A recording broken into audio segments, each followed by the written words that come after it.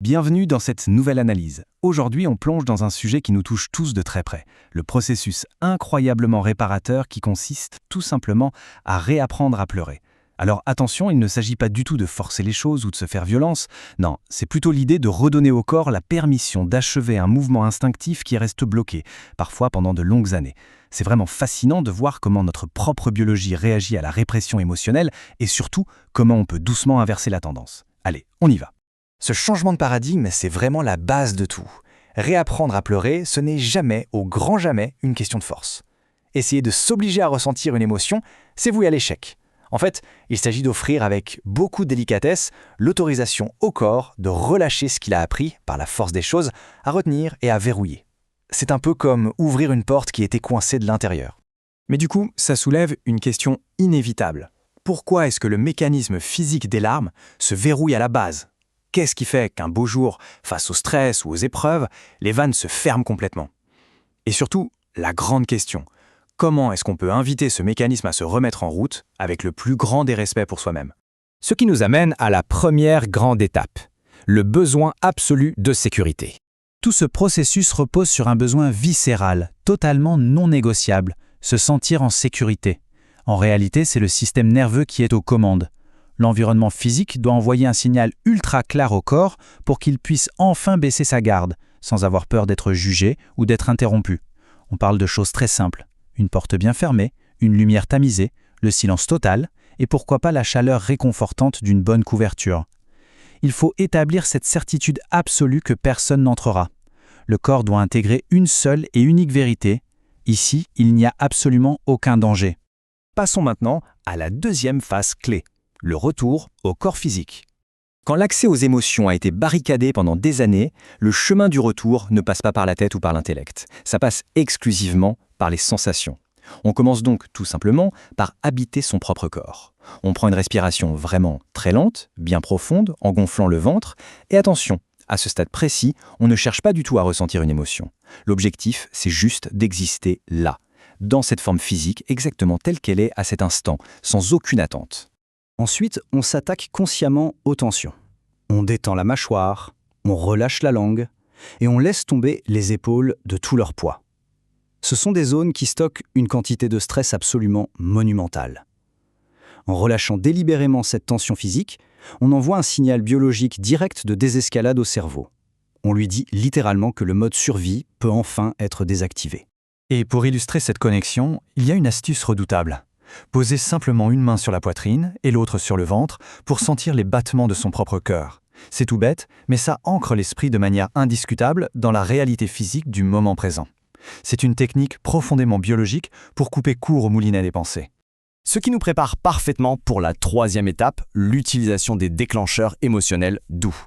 Alors, une fois que le corps est bien ancré et apaisé, on peut commencer à introduire des éléments externes, mais toujours sans aucune pression. L'idée, c'est d'interagir avec des œuvres émotionnelles spécifiques pour permettre au corps de frôler des sentiments intenses en toute sécurité. Ça peut être l'amitié vibrante dans le film Intouchable, la tristesse pure du Tombeau des Lucioles, la transmission familiale dans Coco, ou même juste cette musique précise qui serre invariablement la gorge. On fait ça sans objectif, juste pour voir comment le corps interagit avec ces stimuli. Et c'est là qu'on arrive à un moment charnière, accueillir la libération physique. C'est à ce moment précis qu'on observe attentivement les réponses du corps. Très vite, on arrive à ce phénomène ultra classique, la fameuse boule dans la gorge. Et contrairement à nos réflexes habituels, ce n'est pas un symptôme qu'il faut essayer de ravaler ou de combattre. Non, c'est la porte d'entrée. C'est vraiment le signal clé qui indique que le dégel physique et émotionnel est enfin amorcé. Donc, au lieu de résister, la consigne est simple. On donne au corps la permission totale d'exprimer cette sensation. On respire directement à l'intérieur de cette tension. On ouvre un tout petit peu la bouche, et si la mâchoire a besoin de trembler, on la laisse trembler. Surtout, on n'essaye pas de se redresser, de se raidir ou de bloquer la réaction. On laisse simplement faire. Et pour accompagner ce processus, murmurer des phrases toutes simples, presque enfantines, à voix basse, c'est d'une aide inestimable. Des mots comme « c'est triste »,« ça fait mal »,« je suis fatigué » ou « j'en peux plus ».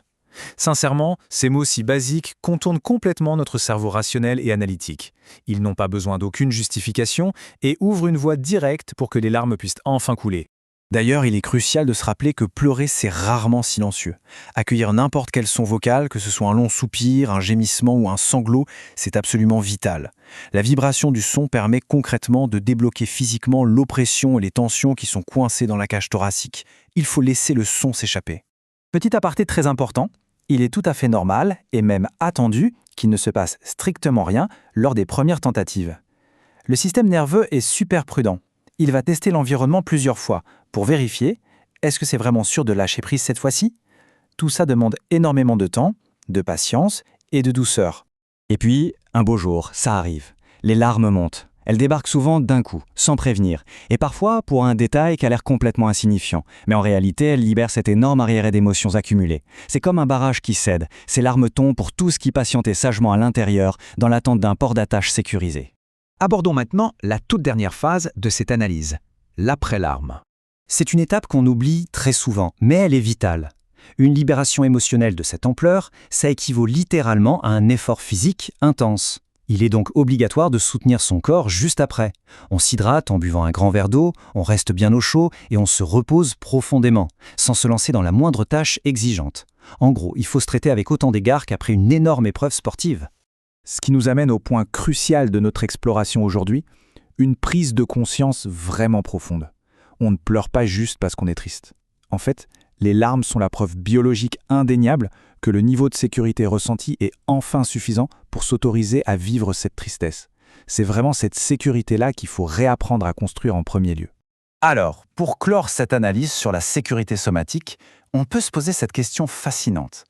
Si nos larmes sont le signe ultime d'une sécurité retrouvée, quels sont ces fardeaux anciens qui attendent silencieusement à l'intérieur et qui espèrent juste qu'on leur offre enfin un espace assez sûr pour pouvoir s'en aller?